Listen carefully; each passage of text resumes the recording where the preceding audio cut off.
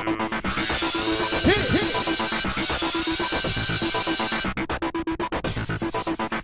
everyone, welcome to tonight's recap of So You Think You Can Dance. It's the Finally Four.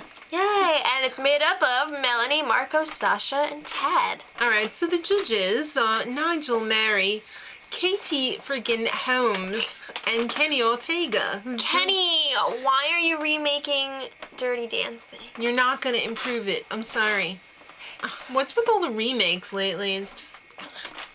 Alright, so Marco and Melanie were up first with a disco, Doriana Sanchez. Is this the first disco of the season? Yes. Remember they used to do one like every week? Yeah. What happened to that? Wow, that was not good. Maybe that's why. These are contemporary dancers and a b-boy. I mean...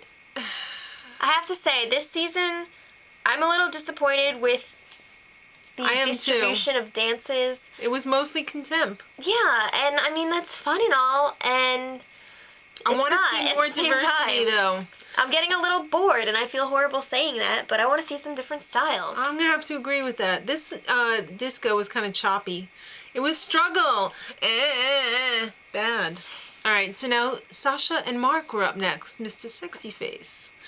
They were doing a Sonia Taya contemporary, Taya. Never get that right. I loved this one. This one was struggle good because it was a different kind of struggle. They all had matching hair, including the choreographer. Yep. It was yumma. I mean, what else can you say about it? They were a good match for each other. They were a good match, and the chemistry was on fire. All right, Tad and Joshua were up next with hip hop. Lil C, aka Mojo Jojo. He was wearing the Mojo Jojo hat from Powerpuff Girls. All right, so I think the boys did really great with the choreography. I think so too. I was a little disappointed with the choreography, though. I thought it could have been a little more than just in unison all the time. I would have liked to have seen it switched up a little bit. All right, fair enough.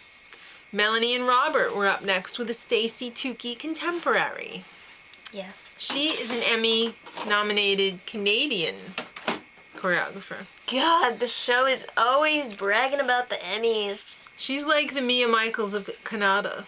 All right, so this was great, but you know what? That's pretty much what I expected because it was a freaking contemporary with two contemporary dancers. It wasn't super great, though. It didn't, like, mystify me. No.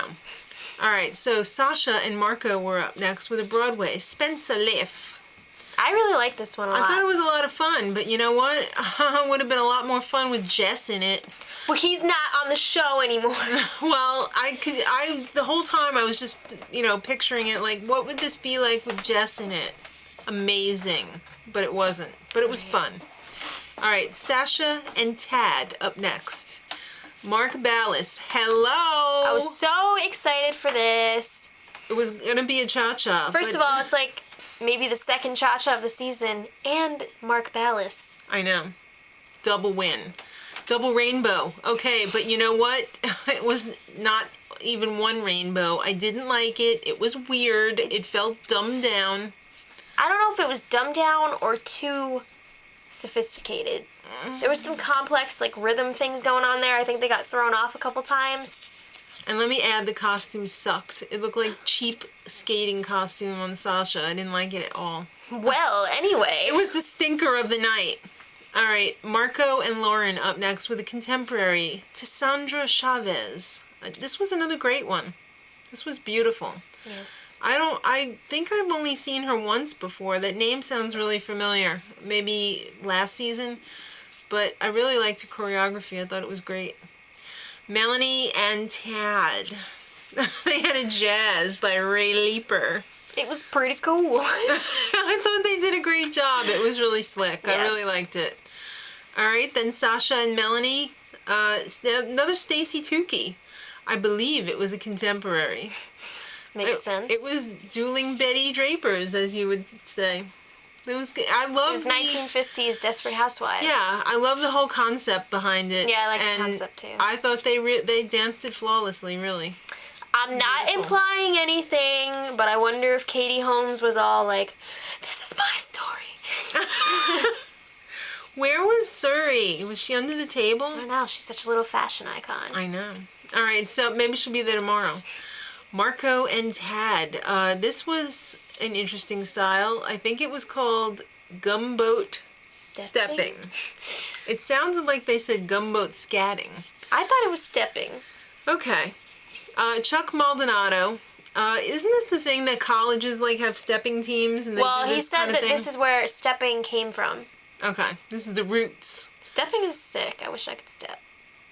And And this routine was great. it's kind of like clogging in a way, without really. the goofy music. No, not at all. All right, never mind. All right, so I thought Tad did better, but they were out of sync most of the time. Yeah, they were more Backstreet Boys. They weren't Yeah. in sync. No. Yes. Okay. All right, now let's talk about the solos for a hot minute. Melanie, great as always. Come on. You know, it's not even so much about the dance for her. It's about, The emotion. yeah. Marco's was okay.